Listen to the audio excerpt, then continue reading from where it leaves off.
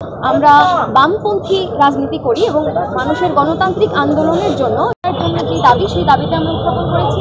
বিশ্ববিদ্যালয়ের খাদ্যের মান এবং তার সাথে সাথে সংশ্লিষ্ট বিশ্ববিদ্যালয়ের শিক্ষার্থীদের যে স্বাস্থ্য, মানে আমাদের এখানে একটা মেডিকেল সেন্টার, ফার্মেসি, এগুলো কিন্তু আমাদের বিশ্ববিদ্যালয়ের আশেপাশে নেই। তাহলে এই যে খাদ্যের মান বাড়ানো এবং দাম কমানো, ফলে ডাইনিং সিস্টেম চালু করা, ভর্তুকি দেওয়া এবং আমাদের স্বাস্থ্য খাতেও বরাদ্দ বৃদ্ধি করা, এই কথাগুলো আমরা নিয়ে এসেছি।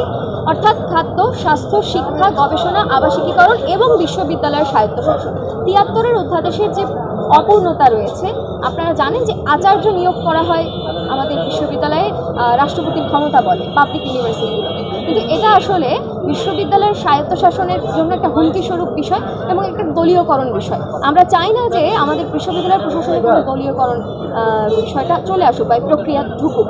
ফলে সেই বিষয়গুলোকে নিয়েই আমাদের ঐক্যমত্য, সেটার উপর ভিত্তি করেই আমরা বামপন্থী রাজনীতি করি এবং মানুষের গণতান্ত্রিক আন্দোলনের জন্য এবং শিক্ষা ব্যবস্থায় শিক্ষার পরিবেশকে একটা গণতান্ত্রিক ক্যাম্পাস নির্মাণ করার যে জায়গা, এগুলোই আমাদের ঐক্যমত্য জায়গা। এখান থেকে আমরা 3টি সংগঠন, সমাজতান্ত্রিক ছাত্র ফ্রন্ট, বাংলাদেশ ছাত্র ইউনিয়ন এবং বাংলাদেশ ছাত্রলীগ BCL, অর্থাৎ বাংলাদেশ জাসদের যে ছাত্র সংগঠন, এই 3টি সংগঠনের সমর্থিত প্যানেল হিসেবে এখানে দাঁড়িয়েছি। এবং এর বাইরেও যারা সক্রিয় সংগঠন করছেন না কিন্তু মানুষের এই গণতান্ত্রিক চেতনার কাছে বা গণতান্ত্রিক অধিকার সম্পর্কে সচেতনভাবেই লড়াইটা করেন, তারাও হচ্ছে আমাদের সাথে এই প্যানেলে যুক্ত হয়েছে।